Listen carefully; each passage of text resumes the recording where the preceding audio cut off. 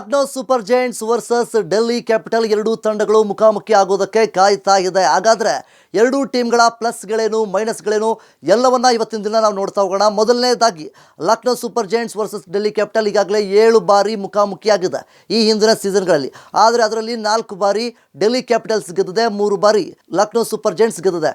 So ಹೀಗಿರಬೇಕಾದ್ರೆ ಈ ಒಂದು ಮುಖಾಮುಖಿ ಒಂದು ಟಕ್ ಆಫ್ ಫಾರ್ ಮ್ಯಾಚ್ನ ನೋಡೋದಕ್ಕೆ ಎಲ್ಲ ಅಭಿಮಾನಿಗಳು ಕಾತುರದಿಂದ ಕಾಯ್ತಾ ಇದ್ದಾರೆ.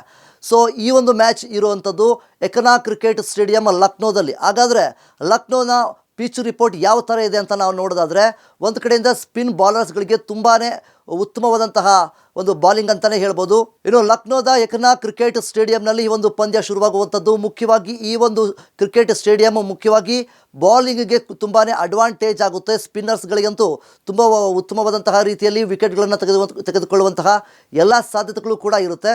ಒಂದು ಒಳ್ಳೆ ಪಿಚ್ಚು, ಇದರಲ್ಲಿ ಅತಿ ಹೆಚ್ಚಾಗಿ 160ರಿಂದ 180ರವರೆಗೆ ಯಾವ್ರೇಜ್ ಸ್ಕೋರ್ ಇದೆ ಅಂತ ಕೂಡ ಹೇಳ್ಬೋದು.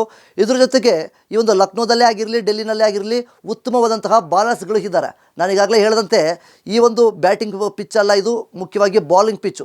ಈಗಿರುವಂತಹ ಒಂದು ಕಾರಣದಿಂದ ಹೈಯೆಸ್ಟ್ ಸ್ಕೋರ್ ಇಲ್ಲಿ ನಾವು ಕಾಣೋದಕ್ಕೆ ಆಗೋದಿಲ್ಲ. ಏನೇ ಇದ್ದರೂ 160ರಿಂದ 180 ಸ್ಕೋರ್ಗಳನ್ನು ನಾವು ಕಾಣ್ಬೋದು. ಅತಿ ಹೆಚ್ಚಾಗಿ ಈ ಒಂದು ಪಿಚ್ನಲ್ಲಿ ಚೇಸಿಂಗ್ ಮಾಡಿದಂತಹ ಟೀಮ್ಗಳು ಗೆದ್ದಿರುವಂತಹ ಎಲ್ಲ ಸಾಧ್ಯತೆಗಳು ಕೂಡ ಇದೆ. ಸೊ ಹಾಗಾದರೆ ಲಕ್ನೋ ಸೂಪರ್ ಜೈಂಟ್ಸ್ನ ಪ್ರೆಡಿಕ್ಟೆಡ್ ಪ್ಲೇಯಿಂಗ್ 11 ನಾವು ನೋಡೋಣ. ಮೊದಲನೇದಾಗಿ Rishabh Pant captain, aggressive and fearless. ಇನ್ನು ಮಿಡಲ್ ಆರ್ಡರ್ನಲ್ಲಿ ನಾವು ನೋಡೋದಾದರೆ ಮಿಚೆಲ್ ಮಾರ್ಷ್, ಐಡನ್ ಮಾರ್ಕ್ರಮ್ ಇದ್ದಾರೆ. ಇನ್ನು ನಿಕ್ಲೋಸ್ ಪುರಾನ್ ಅವರಿದ್ದಾರೆ. ಇದ್ರ ಜೊತೆಗೆ ಆಯುಷ್ ಬಡೋನಿ ಅವರು ಕೂಡ ಒಬ್ಬ ಯಂಗ್ ಸ್ಟಾರ್, ಸಖತ್ತಾಗಿ ಆಟ ಆಡ್ತಾರೆ. ಇನ್ನು ಇದಿಷ್ಟು ಮಿಡಲ್ ಆರ್ಡರ್ ಆದರೆ ಫಿನಿಷಿಂಗ್ನಲ್ಲಿ ನಾವು ನೋಡೋದಾದರೆ ಅಬ್ದುಲ್ ಸಮದ್ ಇದ್ದಾರೆ, ಒಬ್ಬ ಬಿಗ್ ಹಿಟರ್, ಒಳ್ಳೆ ಫಿನಿಷರ್ ಅಂತ ಕೂಡ ಹೇಳ್ಬೋದು. ಇನ್ನು ಶಹಬಾಜ್ ಅಹಮದ್ ಮತ್ತು ವಣಿಂದು ಅಸರಂಗ ಅವರಿದ್ದಾರೆ, ಒಬ್ಬ ಅಸರಂಗ ಅದ್ಭುತವಾದಂತಹ ಬಾಲರ್ ಅಂತ ಕೂಡ ಹೇಳ್ಬೋದು. ಇದ್ರ ಜೊತೆಗೆ ಈ ಒಂದು ಟೀಮ್ನಲ್ಲಿ ಬಾಲರ್ಸ್ನ ನಾವು ನೋಡೋದಾದರೆ ಮೊಹಮ್ಮದ್ ಶಮಿ ಅವರಿದ್ದಾರೆ, ಮಯಾಂಕ್ ಯಾದವ್ ಅವರಿದ್ದಾರೆ, ಆವಿಷ್ ಖಾನ್ ಅವರಿದ್ದಾರೆ. ಡೆತ್ ಓವರ್ನಲ್ಲಂತೂ ಆವಿಷ್ ಖಾನ್ ಅವರು ಡೆತ್ ಓವರ್ ಸ್ಪೆಷಲಿಸ್ಟ್ ಅಂತಲೇ ಕೂಡ ಹೇಳ್ಬೋದು.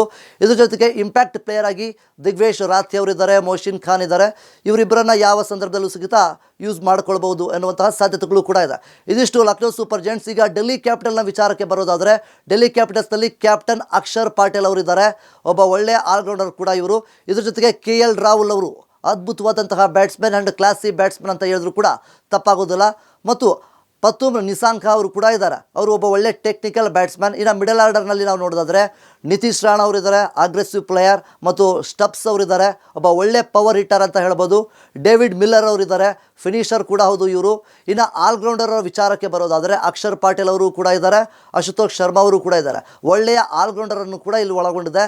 ಇನ್ನು ಬಾಲರ್ನ ವಿಚಾರಕ್ಕೆ ಬಂದಾಗ ಕುಲ್ದೀಪ್ ಯಾದವ್ ಒಬ್ಬ ಒಳ್ಳೆ ಅದ್ಭುತವಾದಂತಹ ಬಾಲರ್. ಇನ್ನು ಮಿಚೆಲ್ ಸ್ಟಾರ್ಕ್ ಅವರಿದ್ದಾರೆ. ಅಂತಾರಾಷ್ಟ್ರೀಯ ಕ್ರಿಕೆಟ್ನಲ್ಲಿ ಮಿಚೆಲ್ ಸ್ಟಾರ್ಕ್ ಅವರು ಅವರದೇ ಆದಂಥ ಒಂದು ಛಾಪನ್ನು ಮೂಡಿಸಿದ್ದಾರೆ. ಇನ್ನು ಟಿ ನಟರಾಜನ್ ಅವರು ಸಹಿತ ಇದ್ದಾರೆ, ಒಬ್ಬ ಯಾರ್ಕರ್ ಕಿಂಗ್ ಅಂತ ಹೇಳ್ಬೋದು, ಮತ್ತು ಡೆತ್ ಸ್ಪೆಷಲಿಸ್ಟ್ ಅಂತಲೂ ಕೂಡ ಹೇಳ್ಬೋದು. ಇದೆಲ್ಲ ಬಾಲಿಂಗ್ನ ವಿಚಾರ. ಆದರೆ ಇನ್ನು ಇಂಪ್ಯಾಕ್ಟ್ ಪ್ಲೇಯರ್ ಆಗಿ ಅಭಿಷೇಕ್ ಪೋರೆಲ್ ಅವರಿದ್ದಾರೆ, ಮುಖೇಶ್ ಕುಮಾರ್ ಅವರು ಕೂಡ ಇದ್ದಾರೆ. ಯಾವ ಒಂದು ಸಂದರ್ಭದಲ್ಲೂ ಸಿಗುತ್ತಾ ಇವರನ್ನು ಯೂಸ್ ಮಾಡ್ಕೊಳ್ಳುವಂತಹ ಎಲ್ಲ ಸಾಧ್ಯತೆಗಳು ಕೂಡ ಇದೆ.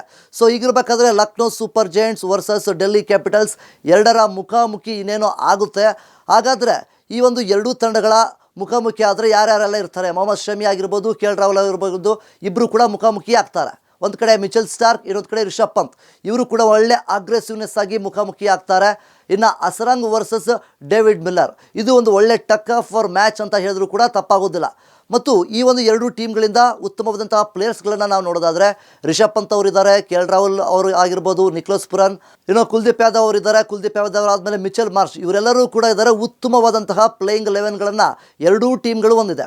ಲಕ್ನೋ ಆಗಿರ್ಬೋದು, ಡೆಲ್ಲಿ ಆಗಿರ್ಬೋದು, ಎರಡೂ ಟೀಮ್ಗಳು ಅದ್ಭುತವಾದಂತಹ ಪ್ಲೇಯರ್ಸ್ಗಳನ್ನು ಒಳಗೊಂಡಿದೆ. ಹಾಗಾದರೆ ಈ Lucknow Super Giants versus Delhi capital ಎರಡು ಮುಖಾಮುಖಿ ಆಗ್ತಾ ಇದೆ. ಏನಾಗುತ್ತೆ ಅಂತ ನಾವೆಲ್ಲ ಕಾದು ನೋಡಬೇಕಾಗಿದೆ.